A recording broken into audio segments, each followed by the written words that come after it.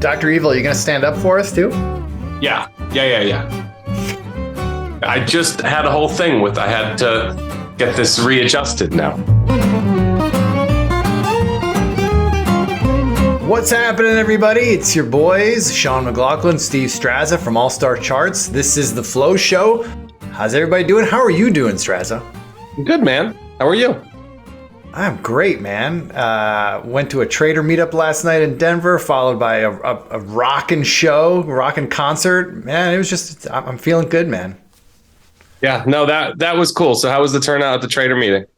Trader meeting was a little bit light by our standards, but we had like 8 or 9 people, but the right 8 or 9 people. So good conversation, smart guys. You saw the thing I put on Twitter last night. One of the kids showed up with a bunch of CMT books. He's studying for his chartered market technician's exam. Totally nerding out. Speaking of which, everybody be there. A month from today, speaking of a trader meetup, my favorite one of the year, every year, is the CMT annual symposium. This year, it's back in Manhattan, so that's very exciting. We're all going. DM us. One month from tonight, we will be joining our friend Brian Shannon, having his little book party celebration. That's right. Everybody's getting together in New York again. It's been a few years, so that's going to be. It's been a few years. So this is the Flow Show, and what we like to do here is we like to dig into the weekly options, follow the flow report that Straza and the team put out every week, and see if that could lead us down a rabbit hole into some interesting options trades. Sometimes it doesn't. Sometimes there's nothing we like. But either way, it's a glimpse into the way the sausage is made over here at All Star Charts when we put together options trades for our clients. So Straza, let's talk high level. What are you seeing here on the Follow the Flow this week? So first, just want to point out something I thought was very interesting. You know how every now and then we'll have an option splash on here where it's just one of those like somebody knew something type of situations. Sure. So today, the news of the day today is Alibaba, one of the largest companies that even trades in the U.S. So that's China's Amazon is splitting up. So the company's splitting up into maybe 4, 5, 6 different parts. It sounds like stocks rallying on that news today. But look at this action from Friday of last week. So Baba, in the weekly calls, they were hitting the March 31s, 90, 91, 92. That trade paid very well. Ooh, somebody knew something. Are you telling me that a quasi-communist government society, that there's illegal shenanigans going on? Are you suggesting that that's happening? Ever, right? So, and that's the interesting, all the takes in the news and the headlines today are insinuating or wondering about, what is the CCP's involvement in all this? And, I can't really speak to that, but it's a very interesting dynamic there. Some are saying they wanted to do a deal and acquire like a semiconductor company. So they're spinning off so that the antitrust laws allow them to get that done. Who the hell knows? Yeah, that was going to be my next question to you. Like, what's the story as to why they're spinning this off? Are they trying to unlock value in the individual business units, or is it what you just said, to try to make some kind of acquisition? So it's one of those things, right, where you can't deny the fact that this is a classic way to generate shareholder value, right, to spin off. But it's also something you really only do once you've gotten so mature as a company that there really aren't other good options for generating shareholder value. When I look at a company like Alibaba, this is an online retailer, they're still growing. That shouldn't be the case with them. So I'm sure there are some maybe more devious intentions here.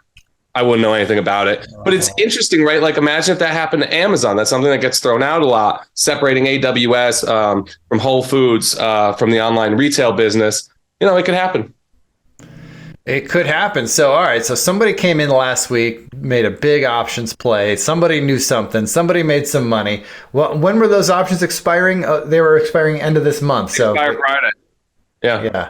So, I mean, I guess there's still time for that trade to fail on whoever was the buyer, but it looks like it's looking pretty good right now. They could be out today with a pretty profit. Yeah, absolutely. I mean, look at the volume today. I mean, right? I'm looking at the chart right now. The volume, if you see it on my screen, this look at this green candle right here. It's might be kind of hard to see, but that is far and away. We still have an hour of trading left to go. That's far and away the highest volume day that Alibaba's seen over the past year. We've had a couple big spikes back in June and in November, but today we will finish with the highest volume all year. Yeah, there's a lot of action there. One of the biggest gains on a single day basis in several years. Zoom out a little bit. Let's do some live charting. You can put your cursor right at that 120 level, right? And this is the problem with Chinese stocks in general right now. Nice base shaping up here. Nice reversal pattern shaping up. Looks like this is some sort of long-term moving average, maybe a 50-week, right? Side base. So this is a range-bound market until these bases. And if you look at Tencent or Baidu or Chinese Internet, CQQQ, they all look very similar to this pattern here. Until these bases resolve higher, we're not going to have much conviction around these Chinese tech names. Well said. All right. So Alibaba's a no play for us right now. What else? Anything else stick out on that list for you? Yeah, I want to talk about gold. You ready to talk about gold? Let's get the gold bugs all fired up.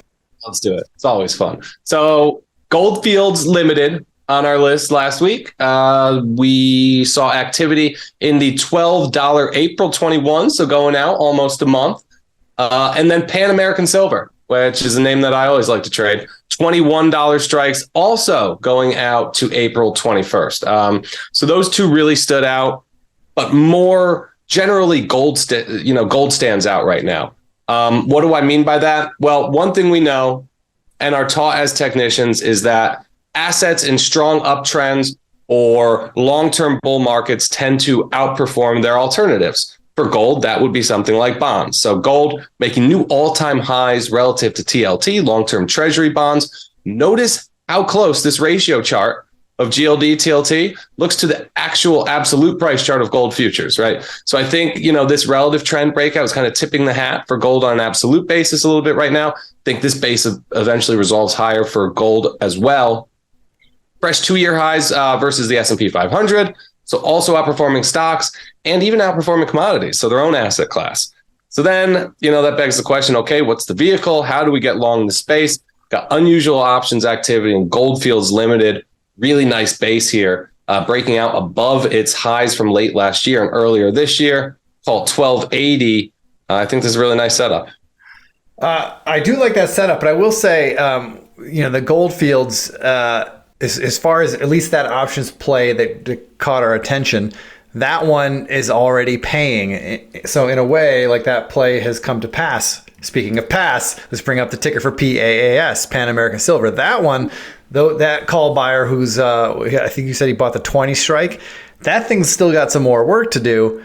And for those 20 strike calls to pay, I mean, that's going to be a multi-month breakout to make that happen. And I don't know. I feel like that one, if I wanted to get involved here, Straz, I feel like I like this one better, the Pan American Silver. Yeah. You make a good point, because since we didn't do it last week, I brought along the options activity from 2 weeks ago also. So you're right. That GFI activity was from March 15th. Pan American much more recently, March 20th. So what was that, last Tuesday? Monday. Yeah, I just feel like the GFI, the play has already happened, right? Like I hate to use the phrase easy money, but the easy money was already made there. Pan American still hasn't really seen a breakout, and if it has a breakout, we could see a nice little. No reason why this thing can't trade up to 22. Yep. I would think, at least as a near term target. I think you would use the pivot highs there at like 19, right?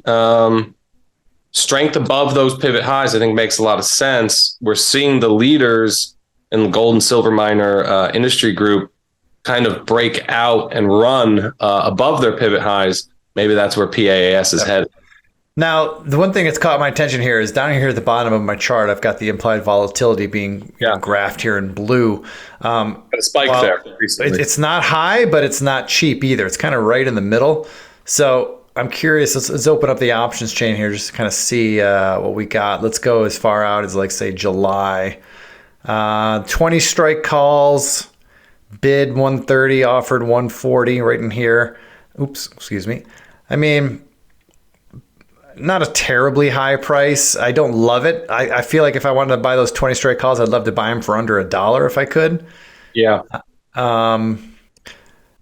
And I don't know if you could spread it out because there's not a whole lot of premium. So these further away strikes, maybe one way we can get creative if we wanted to play this, right? Maybe let me look at this chart again real quick. So the 20 is kind of like the pivot level. If we could break above 20, like that's kind of where we're off to the races. And that could also act as an area of, some kind of consolidation because we've got this gap that happened here last summer. Maybe what we could do, Straz, and perhaps I'm getting too cute here, but maybe this is a call calendar spread type situation where we buy the 20 calls in July, but we finance the trade or at least lower our cost on the trade by selling the May 20 calls. Look at that. We can get about 75 cents for those. So if we were to sell the May 20 calls and buy the July 20 calls, it would cost us net about, I'm doing some back of the envelope math here, about 65 cents, maybe 70 cents. So explain why. Like, how do we make money on this? Why craft it that way? So we make money a couple of ways. Let's just say we put this trade on, it's a calendar spread, and let's say Pan American takes off right away.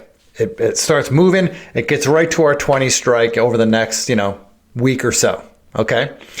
If that happens and we're still holding the short May calls, well, and I wish I had a graph here. I could maybe, let's do this real quick. Again, we're showing you how the sausage is made, guys. So I'm going to put this calendar in here.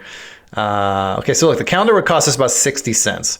Yep. Let's analyze this. I hope this, shows up good on our screen here. I think it will. Oops, I want to buy the calendar, not sell it. Okay, so what happens is right now Pan American's trading right around 1845. So if we put the trade on today, this purple line shows us what our P&L would look like across a range of prices from 15 on the low end all the way up to 23. So what happens is while we have the short calls on, the May 20 calls, this trade has a positive delta, meaning it's going to gain value as the underlying goes up. But once we get to the strike price, which is 20, then we get on the back side of this P&L structure. And so as PAS keeps going higher, the net potential gain we can earn on this trade actually decreases because we still have these short May 20 calls. So you asked, how do we win in this trade? If PAS makes a move up to 20 before our May expiration or before our May calls expire away worthless, then we're going to want to close the trade down because we're getting on the backside of this P&L structure. We're going to want to close the trade down. It'll be a profit. I can't tell you how much of a profit it'll be because it depends on the timing, right? Yeah. Like here's a cool little thing I could do on my chart. Pay attention to this purple line here. I'm going to advance forward in time each day. Notice how each day I move forward in time, that purple line kind of moves closer and closer to the blue line, right? It's kind of moving up.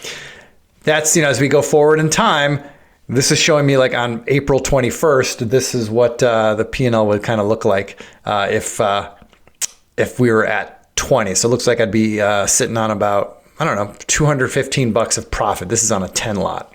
What's it highlighting there? Why is it highlighted between 18 and 19? Oh, this area here, this is just showing you the expected move. Gotcha. Like the one standard deviation move on that day. Sean, I like this a lot because it's a higher probability outcome. Maybe you make a little bit less money than if you're trying to, bet on the price running back above 19 or 20. All we're betting on here is a retest of the base breakout level, right? We're looking for this thing to run back to the upper bounds. It's in a nice basing pattern right now. We don't need it to break out.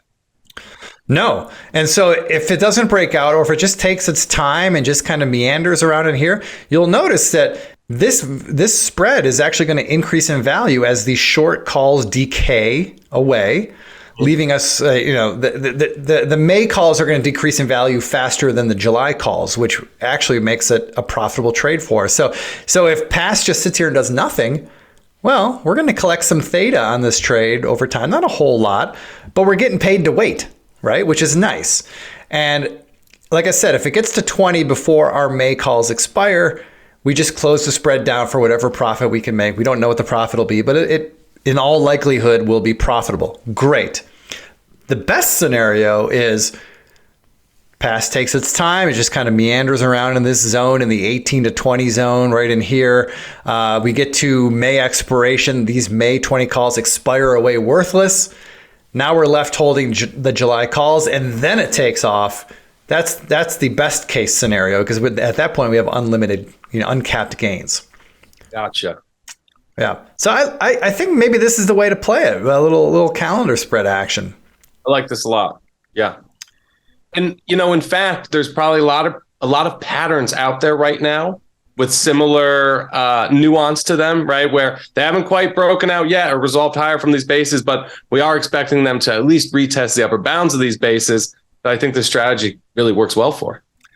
Yeah, and silver and metals are a little bit different than your average common stock, right? But I don't know about you, Straza, but I just kind of feel like in general, I'm not incredibly bullish or bearish on the stock market right now. I'm leaning towards neutral, sloppy action kind of everywhere for the next little while. That's kind of my MO. Metals might have a different take, but Yep. I don't feel, with the exception of that Hershey trade that we talked about earlier today on Twitter Spaces, I just don't feel like being too aggressive on too many things right now. We were talking about on Spaces earlier. I was saying I'm really not doing much from a trading perspective. And yes, huge mess. And we continue to see messy action, things not holding new lows, things not holding new highs. Seems like more of the same to me. All right. So the takeaway from the Follow the Flow show today is we like silver. We like it. Or we prefer pass as the vehicle versus gold fields. We feel like the gold fields play has already kind of played out. Pass, Pan American silver could be the vehicle to get us where we want to go. We could position in a way where we can let it take its time and potentially set us up for a big reward down the road. But either way, we've got two ways to win here in the trade. And what we didn't talk about, but we should probably talk about, where are we wrong? Where would we want to get out of this trade? I mean, eyeballing this real quick, I think if we can't hold on to like 1650, that's probably telling me that this is not going to work. I don't know. What do you think? 16 and a quarter, maybe. I would keep it even tighter, maybe. Right there at that 50-period moving average, right there at 17. You know what? You got the 200 at 17 too. So, and you got pivot highs there from October. There you go. 17's the level. If we can't hold on to 17, cut bait and run it. And you know what? With a calendar spread, by the way, Straza, if this thing goes down and breaks 17, not aggressively, like if it goes down to like say 1680 and like, all right, we're time to get out. Depending on when that happens, because this is a call calendar spread, we might actually still exit the trade with a small profit, which is nice. Yeah. All right, good stuff, dude. All right, that's the Flow Show for this week. Thanks for tuning in, guys. Thanks for watching Straza and I piece together some trades. This is how we do it sometimes. We'll be back next week. Trade them well. Straza, thanks for helping out as always, and we'll see you guys next week. Thanks for joining, everybody.